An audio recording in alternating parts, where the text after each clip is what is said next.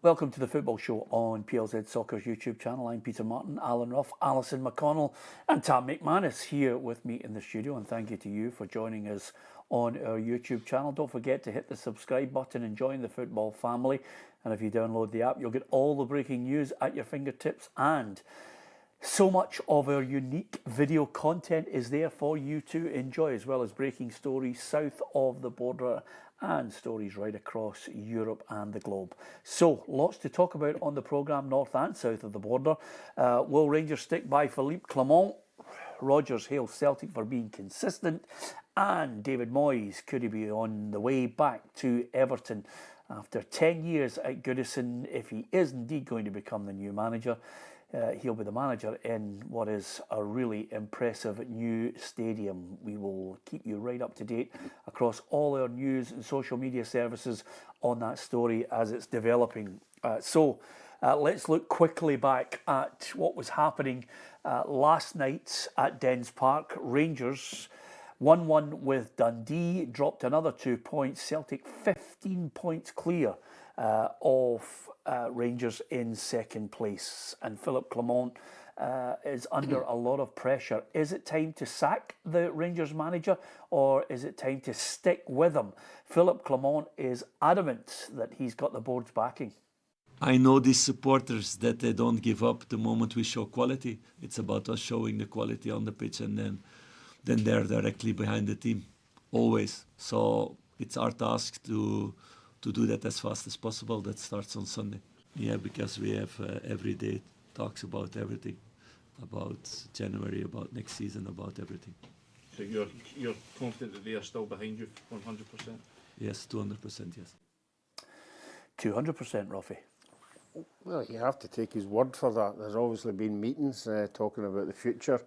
You know, he's obviously been put in a place for the pluses and minuses of this season. So for me, it depends how much the board buy into it. You know, what was his remit when he went in? He keeps telling us he had to get the wage bill down, he had to get rid of 12 or 15 players. You know, against that, the results, you know, the run in Europe, does that come into consideration? Does running Celtic close in a cup final, does beating Celtic 3-0?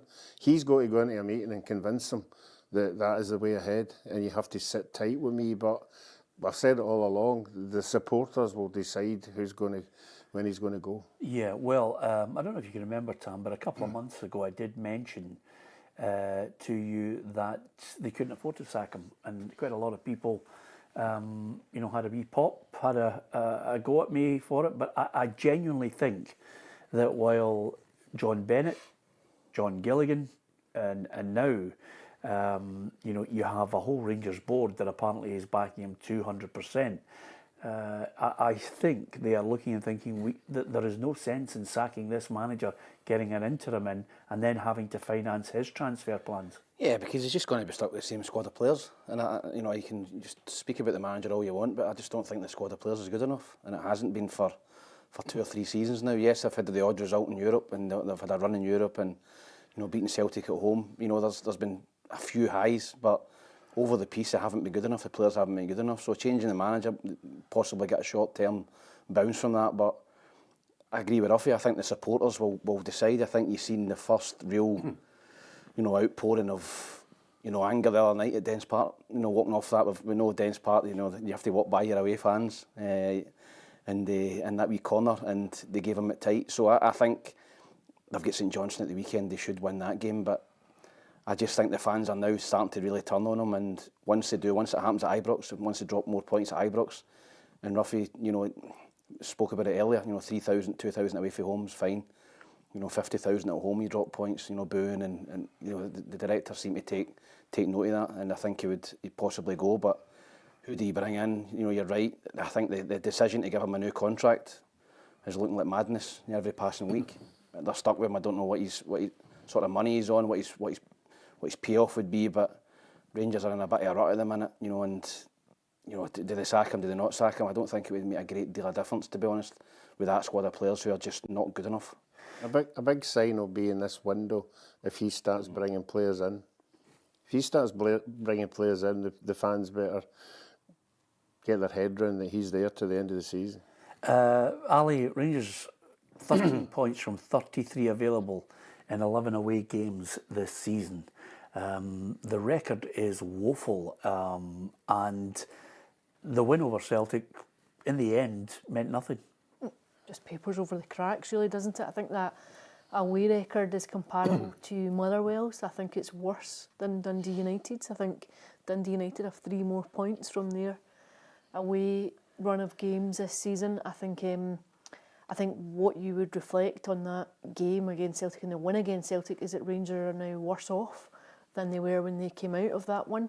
I think there was a brief flicker of hope just before the Christmas period, and then of course Rangers dropped points to St Mirren, lost to St Mirren, dropped points to Motherwell, and then there's a reaction and everyone's up for a game against Celtic. They get a 3-0 win, a very dominant win over Celtic. But the question really for any Rangers side is not just about games and performances in isolation. It's about being able to sustain that over the course of the entire campaign. It's about being able to replicate that kind of performance week in, week out, and that's been a perennial failure of this Rangers side.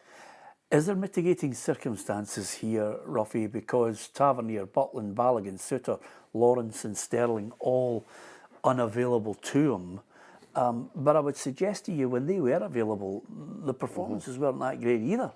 No, and against the teams that Ali's talking about away from home, they were probably there for the majority of the season, you know. And the injury thing at this time of the year, everybody's got injuries. Dundee's got injuries, Motherwell's got. If you chat to Dory, every manager in Scottish football, they'll tell you they've got 10 players out injured. So it's something you have to manufacture. But the thing about it is, don't know who it was that said last night, the players that are out injured, but Rangers are still throwing on international football players.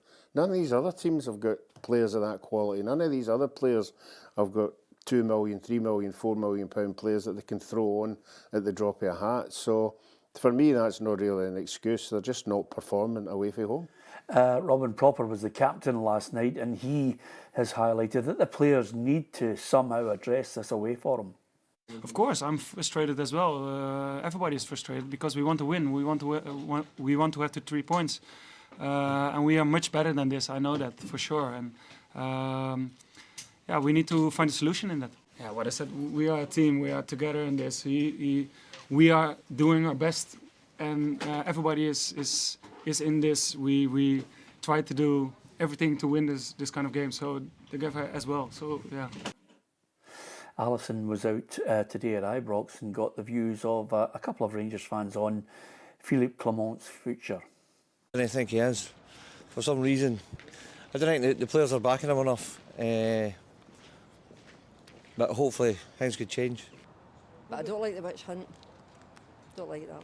I just think it's too late. At the end of the day, we've got a great victory against Celtic, and then to go and play Dundee and have a result like that is just not acceptable. For the amount of games that we've played away and lost, it's not acceptable at this size of a club.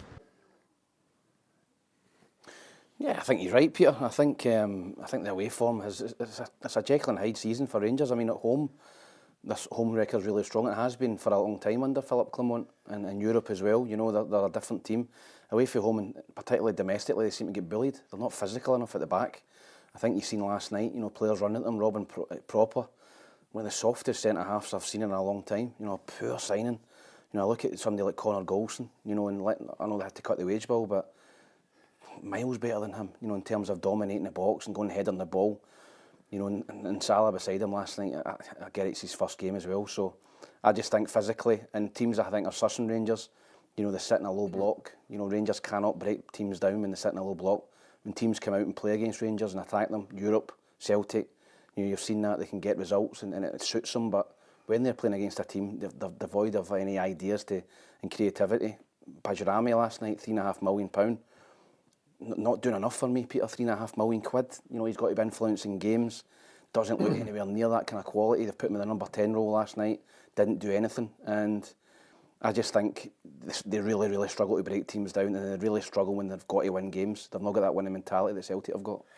2 or 3 things which I think, again, you can only deal with the facts. And John Gilligan mentioned that, you know, they have to look at the recruitment. The recruitment's been poor. The strategy on the recruitment's been poor.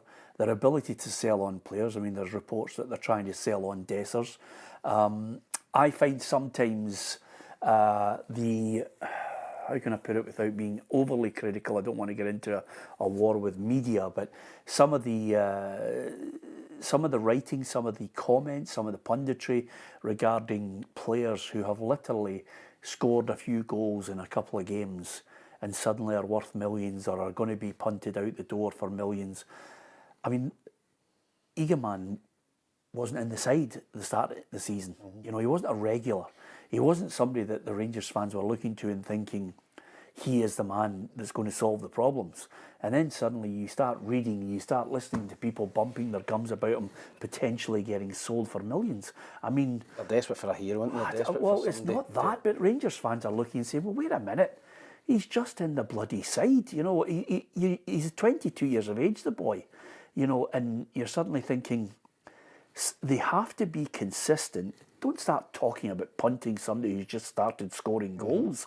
You know, give him a chance to develop, give him a chance to contribute, and then when you get that consistency in the side. But the one thing that started and became evident last night, I was waiting and I watched the interview with Clement, and you're actually getting to the point where you're no longer listening to him, because I think the manager's just now howling at the wind, because the Rangers fans are sick of the excuses. They're not buying into it. The players are poor. They haven't stepped up to the plate. The fact that they can't actually work out a way to beat Dundee, their budget dwarfs Dundee's budget. Earlier on in the season, we were criticising the manager because we didn't know what the DNA was of them. We didn't know what their style was. We still haven't seen that, whether they've got injuries or not. There's no style to Rangers. And they're just overall a poor side.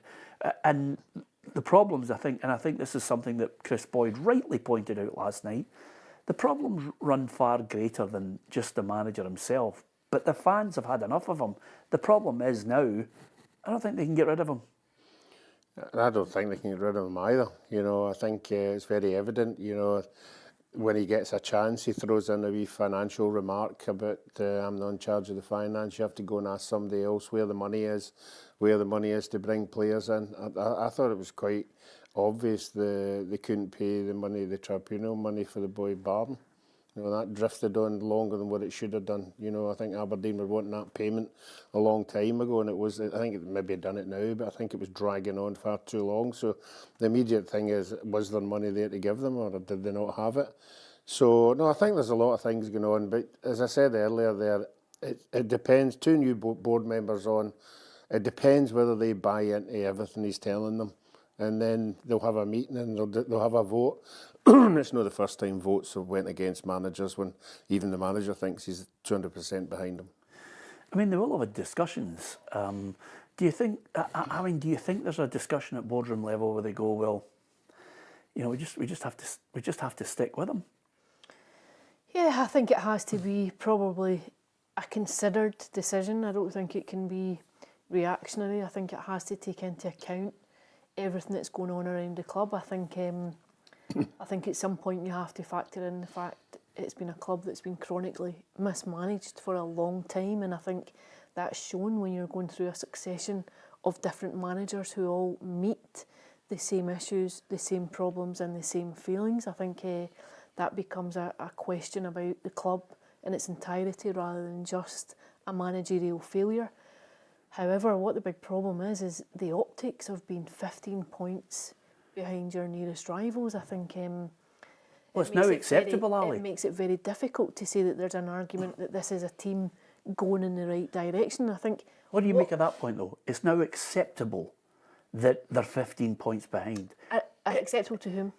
It's now acceptable to the board when they're sticking with a manager. He's 15 points behind. Yeah, I'm not sure if it would be deemed to be acceptable, but I take your point. The fact that he's still in a job would suggest that it is. I think the big frustration will be that you saw a performance only a week ago. That win over Celtic is only a week ago. When you think of how the mood has changed in 8 days, the big frustration will be not to have harnessed that and then built a foundation between now and the end of the season. Even after that win, you wouldn't have had anyone saying there's a title race on. Everyone knew, you know, it was gone, that Celtic would go on and win the league. There was no dent in Celtic's charge really on the back of that performance. But what I think many Rangers fans would have felt coming out of Ibrox last Thursday was just an idea that this was a team going in the right direction, that were capable of a performance like that psychologically, what they might have taken from the win. And all of a sudden, within 2 games, it's dissipated entirely. I think that is a problem. And I think the fact that you're now 15 points adrift of Celtic has to be unpalatable. With that, just that point alone, they're now 15 points behind. He's still in a job, and you're looking, you're saying to yourself, well, what is the future now off the back of it? Because you, myself, Ruffy, Alison, all the staff, the journals, we all talk about it on all these programmes. I talk to Rangers fans, and we were all of the opinion, you know, a lot of Rangers fans that I spoke to said, I wouldn't bet on them going to Easter Road and getting a result. The sensible Rangers fans are not fooled by anything that comes from an Old Firm win. I mean, I can remember, you know, sitting in the press box watching Celtic get their solitary win in a season against Rangers in their 9 in a row. You weren't fooled by it. You were looking, even as a young journalist, looking and saying, Rangers have got a far better side, far better players. This is a one-off, and it keeps, you know, some Celtic fans happy. And it's now that flip, that reverse, where it kept everybody happy on a night out for the pub. But nobody, I don't know if you spoke to Rangers fans who said we could go Easter Road or Dundee and we're definitely getting 3 points. Yeah, I think, as I said earlier, Peter, I think that home and away, the performances away from home, teams of such Rangers, they just sit back and let them try and break them down. I don't think they've got the quality, they don't play at high intensity, and they don't handle the pressure away from home. I don't think either. I think when they go behind, it's like panic stations. Well, it comes from the manager, Peter. It comes from the manager. And listen, the problems do run deeper at Rangers. You know, over the last couple of seasons, they haven't been good enough, but to be 15 points behind Celtic in January is totally unacceptable, and particularly when, as Alison said there, you battered them a week ago. Rangers fans, I think, well, we've just battered Celtic and we're still 15 points behind them. It's not Celtic at the issue, it's beating everybody else, Peter. Celtic do it on a consistent basis every week. If Celtic turn up and play well, it's 4 or 5. If they don't, it's 2-0.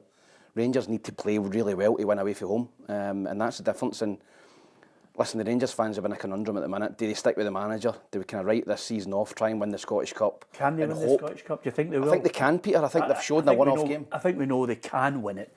Do you see them winning the Scottish Cup? No, I think Celtic will win it. But I think Rangers have proven in a one-off game that they can go toe-to-toe with Celtic, but it's the other teams that they're struggling against. But it's just a case of, do we stick with the manager? Is it going to get better in the summer? And just write off the league season? And I think they'll finish second now. I think the fact that Aberdeen have dropped away has helped Philippe Clement as well. I think we were speaking about that earlier. If Rangers were sitting in third now, Peter, it's a totally different conversation. Had Aberdeen sustained the same form at the start of the season, I think that would have put them under greater pressure, or the likes of last season when it was Hearts sitting in third. If you had a dominant team in third spot that were capable of putting them under pressure, I think that becomes, it forces the hand in a way. Yeah, that boils down to what's his remit at the beginning of the season. Tam mentioned it there now. Has he went in there and said, look, this is going to be a really tough season. We might have to write it off, but I'll do my best to get us there, and there. No, Are you accepting that? No, not a chance. A Rangers manager goes into the board and said, listen, we're going to have to... But if you look at the circumstances... all the way through, from the opening press conference on the eve of the season kicking off, was that we've had to cut the wage bill, we've not been able to bring players in, we know this is a long rebuild, this is a project. Week after week after week, you've heard that chat. He's obviously telling that to the board as well. No, I'm sorry. Alex McLeish. I give you Alex McLeish. Alex McLeish had to cut the budget like you would not believe from the Dick Advocaat. He still had a substantial sum of money though. He still spent money. He spent money. He has. But I think that he has fallen over himself every week to say this is a long-term project. There was always going to be pain to get to where you want to go. I think there And was I an agree with acceptance that. at the start of the season. I'm not having to it, say- Ruffy. Alex McLeish didn't go into the So- Rangers board, who was a Rangers fan. It's a But the different thing- club 20 years but the ago. By the way, it was a different club 20 years ago, but Celtic were even, I would bet you 20 years ago, Celtic were even stronger. Do you think this Celtic team could beat 20 years ago's Celtic team? Yes, but the sorry, say that again. Do you think No, this I think was Martin O'Neill's team a better team? Yes, of course we were. However, the financial disparity wasn't the same between the clubs as what it is now. No, but He has to keep, cut the budget. he has to keep convincing the board, everything that Ali said. He had Dick Advocaat's side. Yeah. Totally, the budget was completely and utterly decimated. We had Alex McLeish in here and he said, by the way, you would not believe the amount of cuts I had to do Gordon to that Strachan Rangers. did the same thing at Celtic a couple of years later, but you didn't have the same gulf, the same chasm in resources that you have between Celtic and Rangers. He's got to keep convincing the board everything that Ali said there. The people that he's not convincing will be the supporters. The supporters won't buy into anything he's told the board. They want to win games. They don't want to be 15 points behind I Celtic. think we had this conversation at the start of the season when you said... I'm not having a Rangers basically- manager getting and saying, listen, we're going to have to write it off. Do you know the only fact that I don't know Clement that has... it'll have been as upfront as I'm going to write it off. No, But the subtext of it It's has going to been- be a hard shift. Rangers have won 3 trophies in 15 years. Yeah. But that isn't under him. I know, but No, I'm if just he's- if saying- he's I'm getting just in- saying- if The he's culture getting of in the there club has changed. It has to have changed on the back. He kept telling everybody there's no gap between Celtic and a one-off game. He's told everybody, I'll get you a really exciting run in Europe. And it depends how much of that you buy into. You know, and obviously beating Celtic 3-0. How many people buy into it? That's his get out. The only fact that he's never come out with is we can't compete with it, Celtic, we've got too much money. Yeah. That's the only fact. Well, he has been saying that recently. I never heard him say that. Did he say it the other day about the strength of Celtic's bench? They'd spent 30 They million and spent none of them were £30 playing. million pounds, The eh? other thing, starting to- the other starting thing I to was going to point say that to out you as is well. this, Tam. Mark Greaves has just said, Peter, do you think Philippe Clement survives to the end of the season? I think the board is at this point looking and saying we are in a position where it doesn't make financial sense to sack him. But I then go back to what Ruffy said, and this is the key element of it. Once you get 2,000, 3,000, 4,000 fans outside the door giving it, we're not having it, then he's Celtic sacked. done it. Then he's sacked. Celtic done it. Things improved from, but you know, under the COVID season when Celtic lost the league, things improved. I've seen a lot of comments about Rangers. We should be doing that as well. We should be turning up outside the door and showing how not happy we are. Maybe no throwing sharks and all that stuff, but you know what I mean. It's Throwing what? Sharks. Some of them Celtic supporters were throwing sharks or something. At the Sharks? Anyway, What, real sharks? aye, no sharks. A fake shark. Take one out of the tank. You know, it's such. You just imagine supporters giving it. There are certain Brian. moments when you actually on this show do a double take and go, what? Just imagine supporters going to bring a shark with you in the morning. I'm sure there was a inflatable shark. Anyway, Was that a reflection of the board? Aye, Yeah, right, okay. But- I can't remember that, Tam, but I'm going to take your word for it because that is a classic double take, brothers. Anyway, sharks. Can you remember the sharks? Were you a shark holder who threw that shark at Celtic Park? Listen, my apologies to Dundee fans who watch the programme as well, because when you have a crisis or when you have a situation where there's a manager under pressure who is either at Celtic or Rangers, sometimes it gets lost in the performance of Dundee. Dundee had 10 players missing, and it was, I'll tell you, it was close. The offside goal, it was possibly an ankle, if that. yeah, How unlucky were they? I thought it was his hand that looked as though it was offside. I can't. I You're can't not be supposed. offside, You're not supposed to. It was very tight, Peter. And Yeah. I'm honestly, I would always give. I'm not just saying it in this instance, but I'd always give the striker the benefit of the doubt. When it's that tight, you've got to draw a line and all that. I just give the goal, and Should I've Dundee have had always. a penalty. I said last night, I thought it was Peter. I thought it was a foul. You change your mind because No, Twitter slaughtered you? I got absolutely slaughtered last night, but I'm not changing my mind. I spoke to Stuart Taylor, number 2 at Dundee, before the game and after the game, and I know him and Tony had a look at it at half time and they thought it was a penalty. I don't think it was a stonewall penalty, but I think if they'd gave it, you couldn't have had any complaints. It was one of the ones that could go either way. But It's either a penalty or it's not. I thought it was a penalty, Peter. I thought it was a foul. I thought he stood in his foot and he kind of dragged him over a little bit. Would it have been soft? Probably, but is it a foul? Yes, for me. So I thought they were unlucky in that instance not to get the penalty. But I'm not surprised they never overturned it because it wasn't conclusive to overturn it. Tony Docherty thought it was a stonewaller. Jim's had a fantastic season so far with Dundee United. Put out some great results. They've caused us problems. There's been nothing between the two sides, and small margins have seen us lose all 3 games to them. So it's certainly something we want. At the time, I seen it and I thought it was a really clumsy challenge by the defender. And when Simon goes down, yeah, I did think that. I was asking the fourth official, and he'd tell me they're checking it, and I was really surprised because my initial, and sometimes you go with your gut, you see right away, and I thought it was a clumsy challenge by the defender. I can't then, we switched off a little bit. We allowed Hadji to get in possession, and they had the 3v2 against us. But going back to that, I thought it was a penalty, and I think you're right. I think they should have taken a wee bit more time looking at it. Do you know what maybe went against Simon Murray? He went down far too easy about 5 minutes before. A ball came at the back post, and he kind of. All right, Simon. I think he dived. I thought he was desperate. I thought he dived. He went down looking for a penalty. Yeah. And I think that went against him, Peter, just before that. But I agree with Tony. I think if you're a Rangers supporter and that happens in the Dundee box, you're shouting for a penalty. Yeah, okay. Thanks to so many of you with such an emotional topic for Rangers fans to discuss on this. Thank you to so many of you who have offered your own thoughts on this. Sometimes it does get a little bit over the top when you get a situation where people are commenting on the performance of Rangers. So thank you to so many who have kept it sensible, and to those who haven't, don't worry, we try and block you or ban you. It's all about football. We're a football programme and we like to offer our opinion on it. You might not like it, but we do like people who can look at the game, Rangers fans and other fans who can look at the game and give us their point of view on it. Was it a penalty? Wasn't it? Should the manager be sacked? Should we be talking about the manager being sacked? Is it just a case of this is where Rangers are? Maybe this is that transitional period where he's explained to the board at the start of the season, listen, it's going to be bumpy, but we're going to have to we're going to have to put up with it, and that's why they're 200% behind him.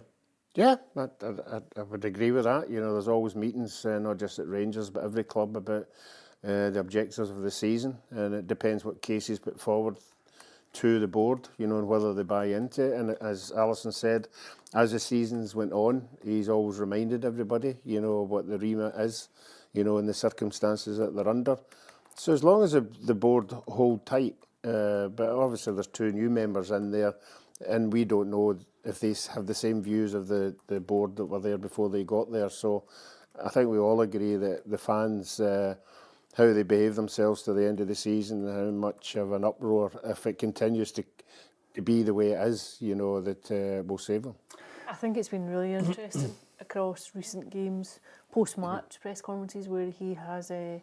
Philippe Clement has basically said, yeah, you guys need to speak to Patrick Stewart. There has almost been a, hang on, these are my resources, but there are questions that go beyond me that you have to direct somewhere else. And I think that comes down to the leadership of the club in a wider sense. I think it's been very notable that he's been keen to highlight that he has been front and centre for a lot of things that might not necessarily always pertain to what his remit is. Here's the table. This is how it looks after those games, and not forgetting, of course, Celtic comfortably eased past Dundee United as well. So 15 points, the gap now between first and second. Dundee United still ahead of Aberdeen in goal difference, and when you consider the collapse of the Dons, we'll be talking about them very shortly indeed. And at the bottom end, it's getting tight down there. Is there going to be someone who's going to drop down perilously close towards St Johnstone as well? Are St Johnstone doomed? All these questions. Who will make the push for the top 6 too? We're going to ask those questions. We're also going to show you who won the 12 Days of Christmas £1,000 prize. That's coming up shortly after the news. Hi there, I'm Kerry and here is your Scottish Daily News Roundup on Friday the 10th of January, brought to you by Arnold Clark Rewards. Buy a car, download the app and get rewarded. Rangers supporters weren't shy in venting their frustrations last night after the Ibrox side shared points with Dundee at Dens Park. However, Rangers boss Philippe Clement believes fans will get back behind the team once they start showing quality on the pitch once again. I know these supporters that they don't give up the moment we show quality. It's about us showing the quality on the pitch, and then they're directly behind the team, always. So it's our task to do that as fast as possible. That starts on Sunday. Last night's Rangers captain Robin Proper insists that his side will turn their current away form around, but admits they do need time to do so. We are a team. We are together in this. That's the only thing I can say about it. We have confidence that we can get out of this situation, that we can win this away games. So yeah, we are confident to react on this, and apparently we need that time, because yeah, it's happening again. And finally, St Mirren manager Stephen Robinson emphasises that the club will decide whether players move on or not, and it won't be down to players or agents. You know, you get a lot of prize money per place, so there has to be you have to weigh up the financial gain to that, or the loss of players leaving would affect you finishing higher up the league. So the board are very bright with that. You know, they know that, and we'll be in charge of that. We don't let players dictate when they leave, or agents dictate when they leave. If it's right for us, we'll do the deal, and if not, we're happy to sit tight. Thanks to Kerry for that news roundup. This is the Football Show. Hopefully you're enjoying our chat. You can give us your thoughts on all things football in the Scottish Premiership and beyond. We'll be talking about David Moyes a little later on in the programme. We'll also hear from more managers and players. And don't forget our reporters right across social media throughout the weekend. We'll keep you right up to date with the games. There'll be managers and players' reactions as well. And if you download the app, you'll have it all at your fingertips on your phone. Ruffy, it was a fantastic day.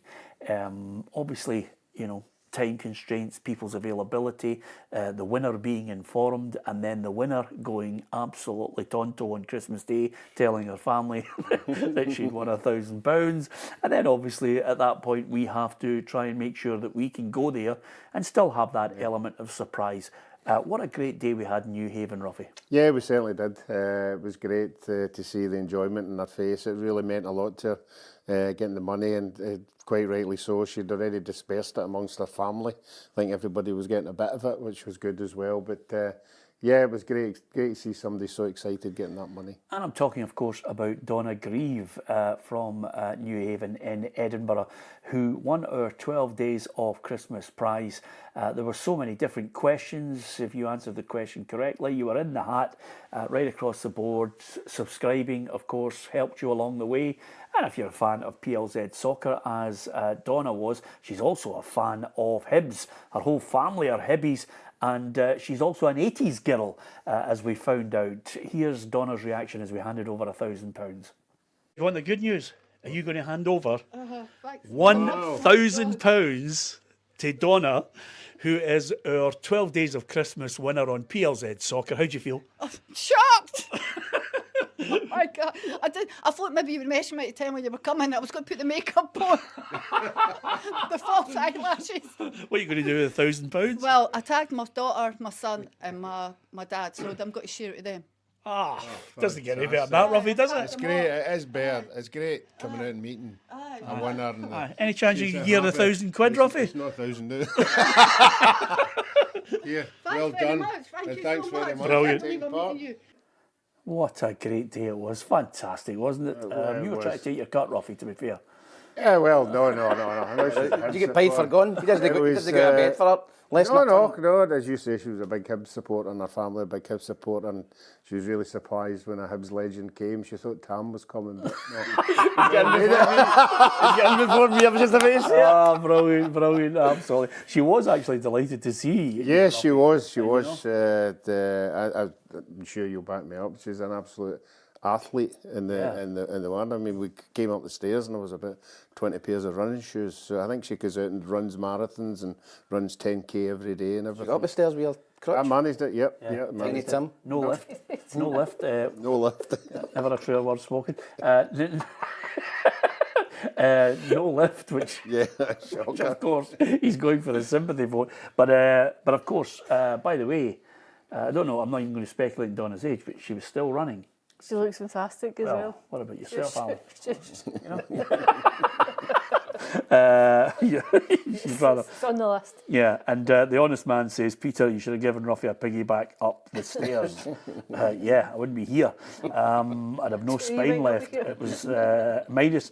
Paul Brady says minus Ruffy's attendance fee, which of course, as you're well aware, he never does anything unless there's a shekel involved. And Kenny says, well done, Ruffy. What did he do? He walked up with a walking stick and handed over a grand, which wasn't his. Listen, there's going to be more chances to win some fantastic prizes. I think we're going to do that on a regular basis. Maybe, Tam, it would be great if you could maybe pop out sometime. Aye, let us know. I was working, I was coaching, I couldn't make it, so Ruffy was an adequate sub. Yep, absolutely. So you'll know all about that. Yeah. We'll just start punching each other now. That'd be great. There'll be more chances to win on PLZ Soccer. Don't forget to hit that subscribe button and join the football family. There's lots more content, one-to-ones coming up, new programming, and I can tell you that on the Wednesday now we are going to bring you a new program, which of course has a new host as well, which is incredible because. The Footballers Football Show, and I don't know if you're aware of this, Ruffy, but... Yeah, I heard about it just before we come on air. I'm really excited about that. I'll be making that a point of listening. Yes, absolutely. Are you nervous becoming a presenter, Tam? You're the new host of the Footballers Football Show. It's going to be you, Ryan McGowan, Scott Allen, and a special football guest every week. No, I'm looking forward to it, Peter. I'll get practising over the next couple of days, and hopefully I'll get the marbles in the mouth and I can speak clearly and we can have a bit of banter. And of course, my online stuff just to give you a wee bit of abuse, just a wee taster of what you can expect. Alison's already made up a YouTube name. Alison's set up about 3 different accounts just to absolutely give you pelters. And the other good news is Ruffy and I are making sure Ruffy and I are giving you the job, so it's the big coronation back to the BBC. There you are. Yes. It's only a matter of time, Ali, isn't it? That's what happens to them. Former footballers, you get a chance to... Well, I'm looking forward to it, Peter. As I said, I'm a wee bit out of my comfort zone. That, didn't he? a wee bit out of my comfort zone, but hopefully we can have a bit of crack and a bit of banter for an hour and we can get some insight into ex-players, current managers, ex-managers, into how you go about your business. Yeah, absolutely. And we'll bring in a few of your old mates who've been sacked at clubs and get their thoughts on what went wrong. Look forward to it. You can see that on Wednesdays. Tam and Scott and also Ryan McGowan. Good threesome there and a special guest every week talking football. Looking forward to it. Transfer roundup. Let's get a quick update on some of the speculation around players coming and going. Danny Armstrong could be set for a switch to Hearts after reportedly holding pre-contract talks with Neil Critchley's side. The winger's Kilmarnock contract expires this summer. Meanwhile, there could be a flurry of departures at Tynecastle, with Liam Boyce looking set to join Derry City and Cammy Devlin a target for New York FC and Portsmouth. Celtic winger Luis Palma looks to be heading out on loan to Spanish side Rayo Vallecano, with the possibility of a permanent transfer. And Rangers are said to have held preliminary talks with sides interested in signing striker Cyril Dessers this month. Yeah, just a wee flavour of some of the players being linked with moves to other clubs. I'll tell you, if Hearts get Danny Armstrong, that would be a right good bit of business. Yeah, I think they could do with someone of that ilk, especially this season. I think they've been crying out for a bit of creativity. I think Danny Armstrong maybe this season will be a bit disappointed with his numbers. He's not quite hit the same heights as he did this time last year. Maybe a bit of uncertainty about his own future, I'm not sure, but yeah, I think definitely he would have something to offer Hearts. Yeah. Wee Robbo used to say to me, Ruffy, on many an occasion, when you're coming to the end of your contract, that's the time to start battering in the goals. It always makes it easier in negotiations. And the wee man knew how to score a goal, didn't he? Yeah, he certainly did. And obviously when you're a player, it's really important to finish the season strong, because obviously everybody wants to get contracts now. Most of them are like a year or 2 years. So you've got to have a good season. Yeah, still doesn't beat the greatest comment we've ever had in 12 years of the programme, Ruffy. When Robbo said, score goals, and then that puts you in a really strong position for negotiations. And Chick Charlie said to us, when he wanted to move, he just belted one of his own teammates. And he knew. A new signing on fee. And they knew the move was imminent. Here's the weekend's fixtures in the Scottish Premiership for you to savour. This is what's on offer. Ross County against Celtic, Hibs against Motherwell, St Mirren against Dundee, Aberdeen, Hearts and Rangers against St Johnstone to look forward to. So with that in mind, Rangers against St Johnstone, all eyes will be on this one because quite simply Rangers just have to make sure that they win. Or they could be 18 points behind, but you know, however many it is, it's irrelevant. I mean, I think Dick Advocaat's side had a 21-point advantage over Celtic, and then Martin O'Neill turned up and it all flipped. So I think this season is just going to be a write-off.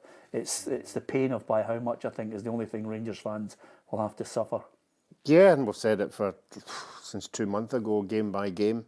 And that is the case. You know, he needs to keep winning games. If you win games, the pressure gets off you. But he couldn't have wished for a better game this weekend. You know, in St Johnstone, who are obviously bottom of the league and not winning many games. So he'll be hoping the players can go out and do maybe a 4-0, 5-0, 6-0, just to keep them on toe. Yeah, are they gone for you, St Johnstone? I think so. Yeah. They've given themselves far too much to do. What is it, 8 points? Yeah, I think they've had a question mark hanging over them for much of the season, and I think the way that the festive fixtures and results have fallen with Ross County on a kind of purple patch and picking up points, yeah, I think St Johnstone are. Yeah, St Johnstone have gone for me. Ross County have put a panic under a few teams with the 3 wins. Yeah. 3 away Some wins. big sides there, you know, haven't pulled away for them, and obviously they're not expected to win at the weekend, but certainly other teams need to keep winning. I'm going to go 3-0 Rangers. Oh, I think it'll be 4 or 5. To Rangers?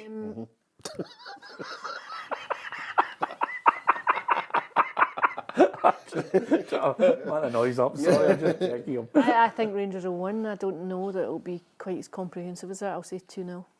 It depends how Simo Valakari approaches the game. He's been very open and expansive since he's come in, and if he does that at Ibrox, I think the Rangers will hammer them. I think surely he's been looking at Rangers' performances and going to struggle against a low block. We'll just sit and park the bus and try and frustrate. If he does that, they could possibly get away, maybe a 2-1 or a 2-0, but I just don't see Rangers.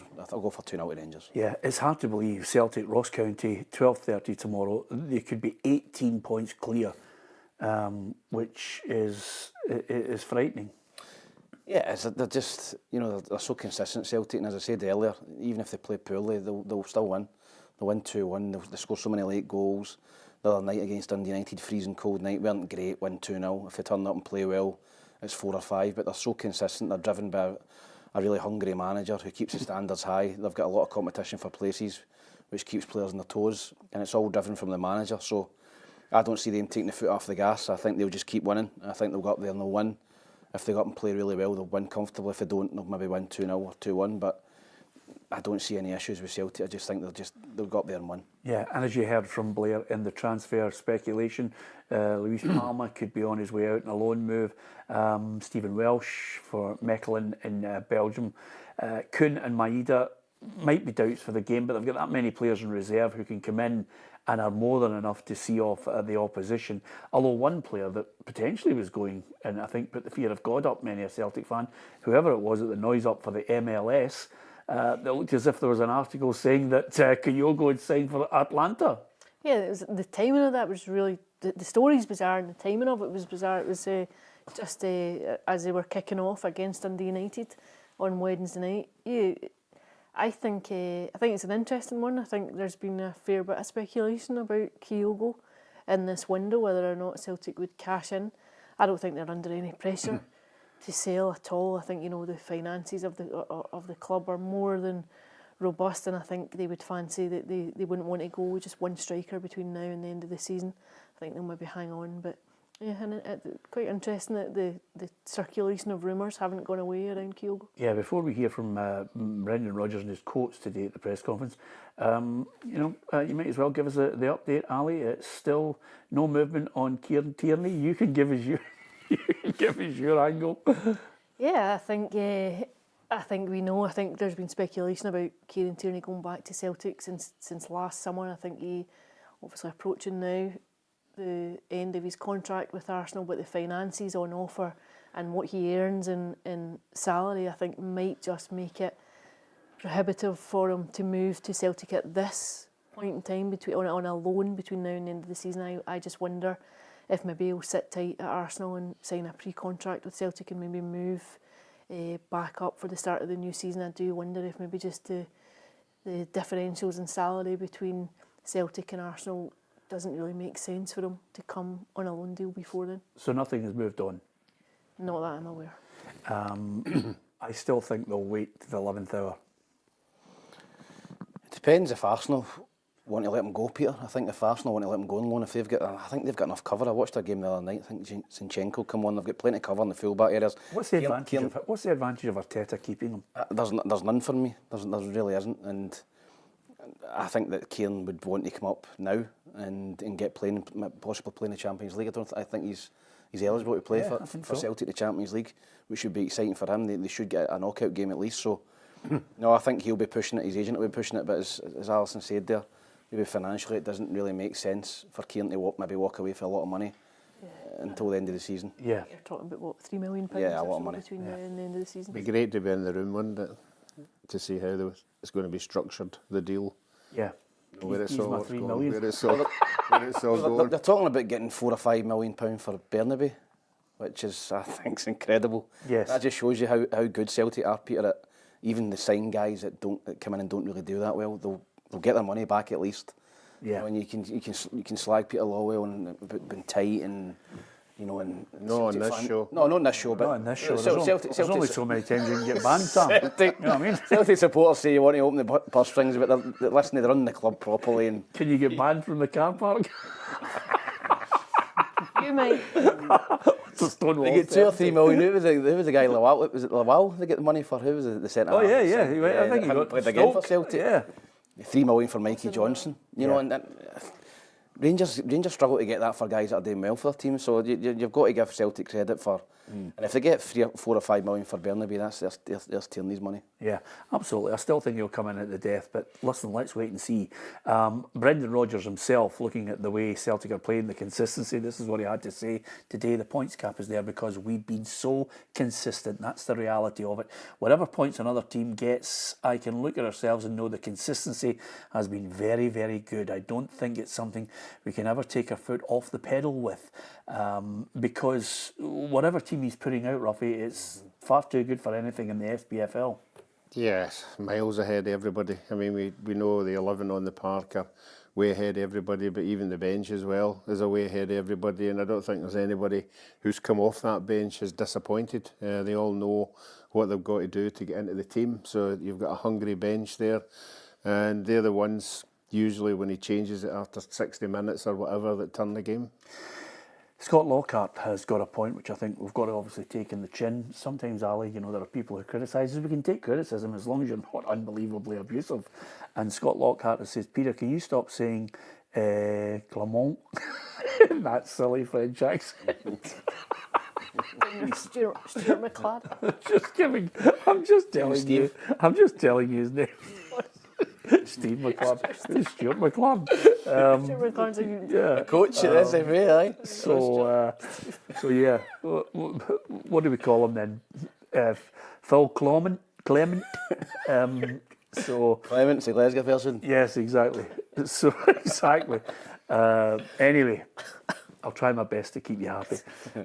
Ross County. Well, I'll tell you one thing though, Ruffy. They've created a wee bit of history. 3 away wins, which I don't think they've ever managed to do in their history. So it's good going. Yeah, and I think Celtic will win the game. I think they're going to make Celtic work hard for it. You've seen every game that Ross County go into. They do battle as a team. They've got a few on loan players in there. They've lost a few players as well. Yeah. I know what you're going to say. I know what you're going to say. You're talking Ross County up. Are they going to get a result? No. 2-0 Celtic. Ali? 2-1 Celtic. 2-1 Celtic. Okay. Yeah, 2-1 Celtic. I think it'll be a close game. 2-1. Okay, 3-1 Celtic. Hibs against Motherwell. Hibs sitting 8th, 1 point off the top 6.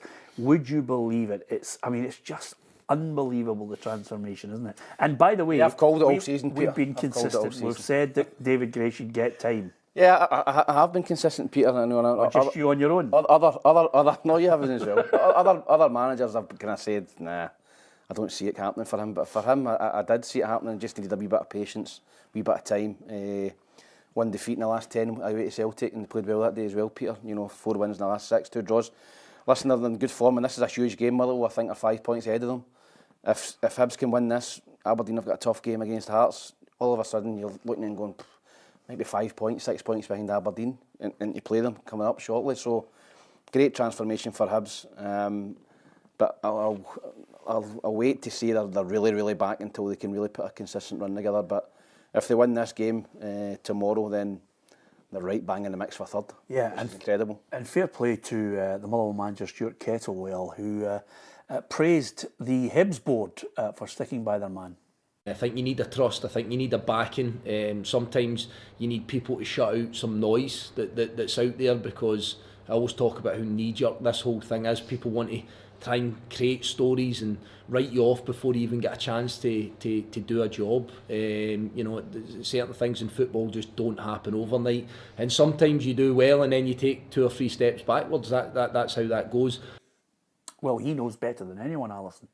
Yeah, absolutely. I think they had their own tough time at points. I think every manager maybe goes through a period where it's not working and there are doubts, and I do think that with social media and everything now, the amplification around managers and noise is constant. I think the minute there's a dip in form, there is pressure on boards to make a decision and make a change. So yeah, I think sometimes it makes sense to try and give managers time to see if they're going in the right direction, and to see if they're capable of getting the results that they want.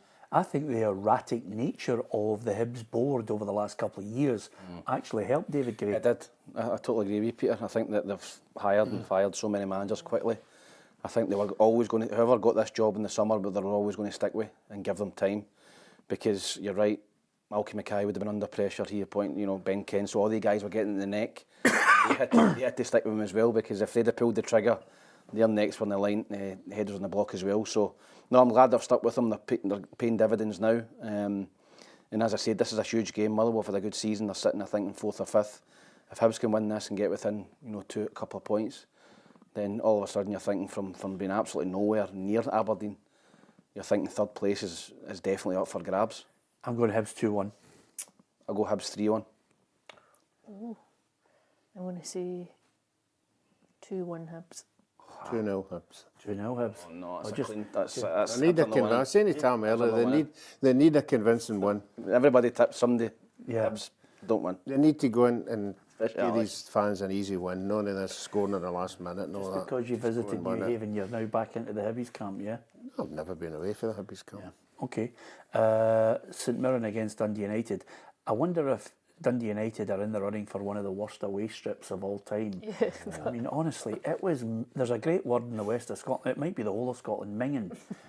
I mean, it's just a ridiculous strip, wasn't it? It's not like Apparently they do marketing with kids to see what they respond to, but it looks as if somebody just threw 3 or 4 bits of colour of paint over a top. It's terrible. Yeah, awful. I liked it. Did you? Yeah. The Dundee United away top? I like it. Wow. A bit of colour. Okay. St Mirren. I was going to get you a wee strip story there. I remember at Celtic pre-season, I think it was Umbro had lined up the new 5 Celtic strips for the new season, and Billy McNeil walked in and he went, "No, take them all away." Didn't like any of them.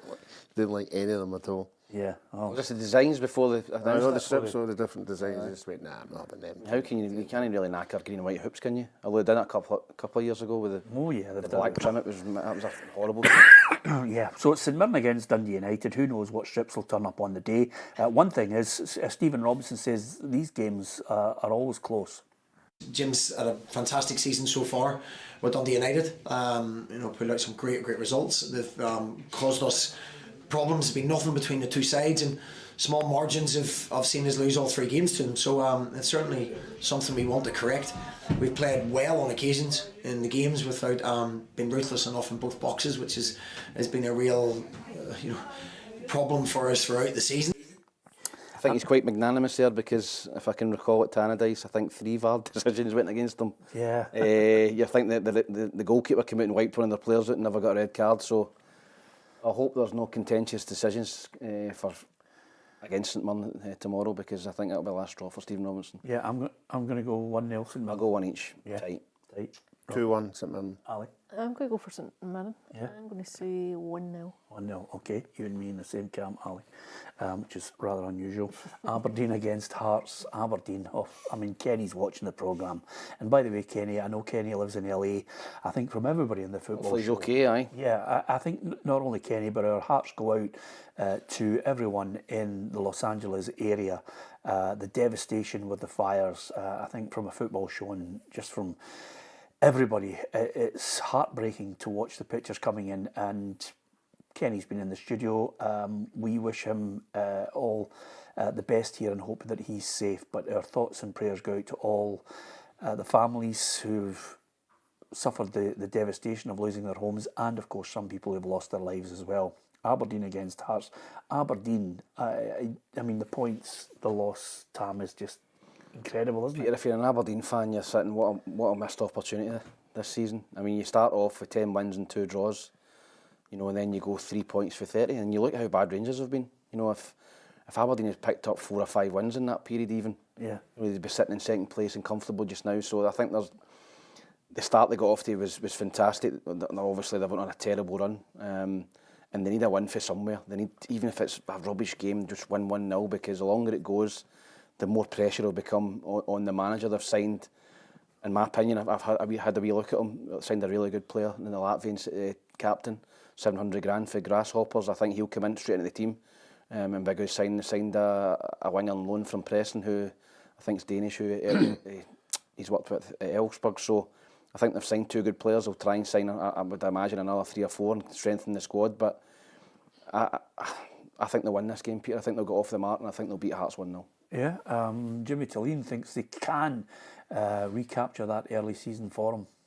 They perform better and they deserve the points, and they are still a good squad. They have qualities, and that's why I still believe that we can find a way back, because I think we have some strong DNA what we want to do, but the last part with some inconsistency because of some injuries and players in and out, and then sometimes it can be the rhythm can disrupt and you don't get the result, but still we have done some parts of the games really well, but then again when we drop too much. And yeah, am I being really harsh in saying that just on the evidence of 3 from 30, I mean, he's blown a real £60 million chance, unbelievable. I don't think they'll ever have a better chance to finish second than what they will have this season. When you look at the way that Rangers have just shipped points and how poor they've been, I think Aberdeen will be kicking themselves just not to have built on